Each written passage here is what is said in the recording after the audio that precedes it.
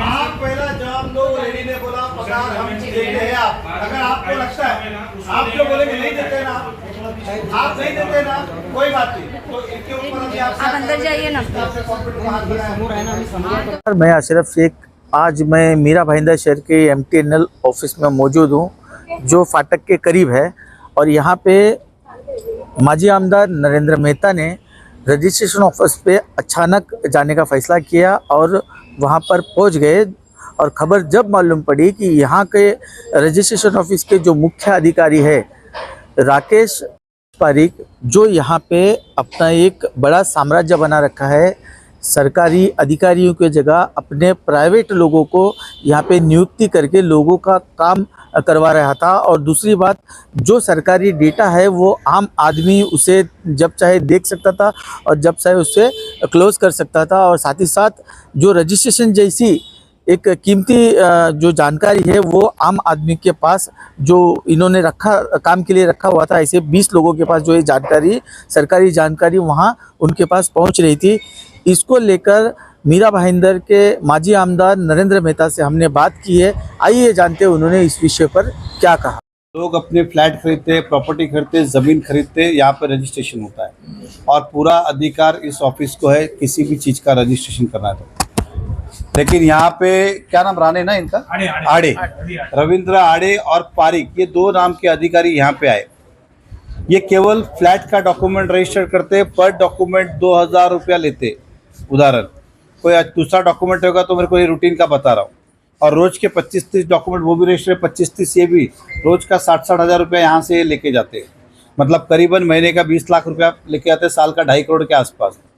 Property के document एक भी रजिस्टर्ड ये लोग नहीं करते। इन्होंने एक नेक्सस बना के रखा है, मैं ना बोलूँगा तो वो थाना जाता है। थाना में एक एक डॉक्यूमेंट रजिस्टर करने के 5-5, 10-10 लाख रुपये मांगते हैं प्रॉपर्टी के।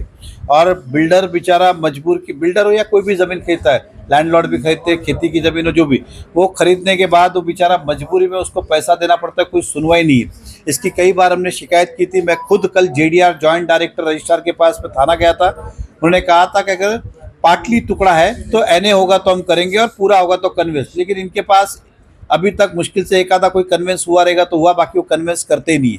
वही डॉक्यूमेंट थाना लेके जाओ, 5 लाख 10 लाख दो, उसमें से आधा पैसा इनको आता है, आधा पैसा उनको जाता है। ऐसी हमारी जानकारी है।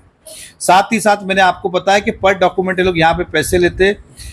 यहाँ पे 15 से 20 स्टाफ जो गवर्नमेंट का नहीं है, डायरेक्ट पेरोल पे भी नहीं है और गवर्नमेंट के कॉन्ट्रैक्ट पे भी नहीं, इन्होंने अपने 20 स्टाफ काम पे रखा है खुद के लिए। इनका पगार है 50,000 रुपये महीने का और 2.5 लाख के नौकरी पे इन्होंने काम पे रखा है। तो आप समझ सकते हैं 2 लाख रुपए ऐसा कौन सा राजा हरिश्चंद्र घर से लाके इनको पैसा दे रहा है। तो ये सारे लोग जो है यहाँ पे पिछले 2 साल से किसी का ले रहा नहीं। और पगार से ज्यादा तो मेरे लिए ये चिंता की बात, ये सारा कंप्यूटर का एक्सेस इनके पास है। ये खाली बैठ के टेबल पे साइन करते, बाकी सब काम ये प्राइवेट जो लोग हैं ये लोग आके करते। मतलब ऑफिसर में मतलब रजिस्ट्रार आवे नहीं आवे, ये लोग आते हैं, कंप्यूटर चालू करते, अपना काम करते। इस तरह का इस कार्यालय में काम चल रहा है। ऐसी कंप्लेंट आई थी। हमने उनसे 10 सवाल पूछे, एक का भी जवाब नहीं था। मैंने इनसे पूछा 1 अप्रैल 2023 से लेके अभी तक आपने कितने किए। और दूसरा आप सबको बताता हूं कि जितनी स्टैंप ड्यूटी इस मीरा भाईंदर में जमा होगी उसका कुछ परसेंटेज एवरेज डेट, मतलब 60% स्टैंप ड्यूटी, 6% इनका, 1% मीरा भाईंदर म्युनिसिपल कॉर्पोरेशन का। ये ना बोलते जाएगा कॉर्पोरेशन का रेवेन्यू कहाँ से आएगा। साल का करीबन नहीं तो मेरे ख्याल से 25-30 करोड़ रुपया रेवेन्यू कॉर्पोरेशन का है। तो ये डॉक्यूमेंट नहीं करते तो हमारा रेवेन्यू भी डूबता है, कॉर्पोरेशन का भी, जो जनता के हित के लिए खर्चा होता है। आज हम इसलिए आए थे। अब उनको हमने वार्निंग दी कि अगर आपको काम नहीं पता तो काम समझ के आओ। और जो लोग प्राइवेट काम करते हैं या तो कबूलो के आपने रखा था, अगर आपने नहीं रखा है तो उनकी फिर पुलिस स्टेशन में FIR करो, क्योंकि आपने सारा एक्सेस उनको दे के रखा था कंप्यूटर का। तो ये मैं उनसे आज चेतावनी देके, अगर वो नहीं करेंगे तो फिर कल हम जाएंगे इनके खिलाफ पुलिस स्टेशन के सरकारी यंत्रणा का। इधर 20 लोग ऐसे हैं जो इधर काम नहीं करते हुए, और मोबाइल के डम डेटा से निकल जाएगा कि वो रोज आते और रोज जाते, ये कितना भी बोले इंडाइट में। और जब उनको पकड़ा जाएगा तो वो भी बोलेगा किस किस ने उनको पगार दिया है। तो ये हम ले आए थे, आड़े करके कब से बैठे इधर। हम 1 घंटे से राह देख रहा हूँ, कमरे से बाहर नहीं निकलते, देखता हूँ कब तक वो बाहर नहीं निकलेंगे। तो हम ये आज शिकायत भी करने आए थे उनसे, और जनता के सामने इनको ओपन भी करने आए थे किस तरह से आप कामकाज कर रहे हो। जो भ्रष्टाचारों की बात करते थे नेता, वो घर में बैठे हुए, और भ्रष्टाचार यहाँ पे खुलेआम शुरू है। सर क्या लगता है किसके से ऐसे इतने सालों से करते आ रहा है, और क्या और भी अधिकारी हो सकते हैं, मिली भगत हो सकती है? देखिए, मेरा मानना है कि एक तो लोकल नेता का सपोर्ट होगा, इसलिए उन्होंने आज तक इस बारे में किधर विधानसभा हो या इधर हो किधर भी उन्होंने चर्चा नहीं की। ये बात तो सत्य है कि उन्होंने शिकायत क्यों नहीं की। अगर उनको लगता है कि भाई उनका कोई रोल नहीं है तो उन्होंने शिकायत क्यों नहीं की। एक दूसरा मेरा कहना है कि ये जो अधिकारी है ये किसके दबाव पे इस तरह का काम कर रहे हैं कि डॉक्यूमेंट तुम थाना भेजो।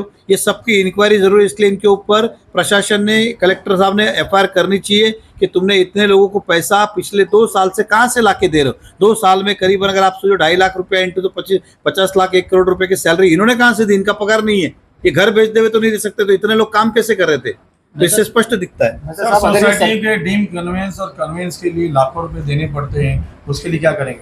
मैं यही बता रहा हूँ कि डॉक्यूमेंट ये बोलते सही होता है, मैंने सही की व्याख्या क्या है वो तो बताओ। थाना में हो रहा है, नहीं मुंबई में हो रहा है, आपके इधर नहीं हो रहा है, तो इसका मतलब क्या समझूं। दूसरा मैंने यही कहा कि जो डीम कन्वेंस की बात हो, सोसाइटी के रजिस्ट्रेशन की बात हो, फ्लैट के एग्जाम्पल सब जगह नकारते या फिर ऐसा पैसा मांगता है कि अगला और इधर किधर जाता है। सर, पुरानी सोसाइटियाँ जो है 81 की है, पुरानी बिल्डिंगें हैं, जर्जर हो चुके, टूट चुके हैं, उनके डीम कन्वेंस और कन्वेंस नहीं होते क्योंकि उनके प्रॉपर डॉक्यूमेंट नहीं मिलते हैं, तो उसके लिए आप क्या करेंगे? नहीं, मैं देखिए 2 चीजें, जिनके डॉक्यूमेंट नहीं है मैं उस पर आज, लेकिन जिनके डॉक्यूमेंट है उनके भी नहीं हो रहे ना कन्वेंस, बात उसकी चल रही है। जिसके डॉक्यूमेंट नहीं है उसके अंदर तो नो डाउट कि मैं भी कहूंगा कि वो डॉक्यूमेंट को पूर्तता करनी चाहिए, और नहीं है तो हमारे जैसे लोग उनको सपोर्ट करेंगे। लेकिन विषय ये है कि सब नियम से होने के बाद भी आप रजिस्टर्ड नहीं करते हो और अपना दुकान रोज के 30-30, 40-40 फ्लैट के डॉक्यूमेंट रजिस्टर्ड करते हो, क्योंकि इतने बिल्डर यहाँ पे। और मीरा भाईंदर के अंदर कंस्ट्रक्शन कम से कम नहीं तो दोनों ऑफिस में 100 फ्लैट के रजिस्ट्रेशन डेली के आसपास होते, रीसेल के होते, ये सारी चीज़ सच है। और 15 आदमी इनके पे रोल पे आए कैसे, और सरकारी डॉक्यूमेंट, सरकारी दस्तावेज, सरकारी कंप्यूटर का एक्सेस प्राइवेट आदमी के पास कैसे हो सकता है। धन्यवाद। आपने देखा मीरा भाईंदर शहर में इस तरह के सरकारी दफ्तरों की कमी नहीं है, और हर सरकारी दफ्तर में इस तरह के आपको झोलमाल दिखाई देंगे, चाहे राशन ऑफिस हो जाए, चाहे रजिस्ट्रेशन ऑफिस हो जाए, या उसके अलावा कोई भी मीरा भाईंदर महानगर पालिका से संबंधित कोई भी जो है ऑफिस हो जाए, उन कार्यालय हो जाए, इसमें आपको ज़्यादा से ज़्यादा इस तरह के प्राइवेट लोग या अपने जान पहचान के लोग या नेता के रिश्तेदार इस तरह के भरमार आपको हमारे मीरा भाईंदर शहर में दिखाई देंगे। ये बहुत बड़ा एक जो है इसे आप स्कैम कह सकते हैं। लोगों के साथ में भी फ्रॉड, और जो है शासन के साथ में भी एक बड़ा फ्रॉड।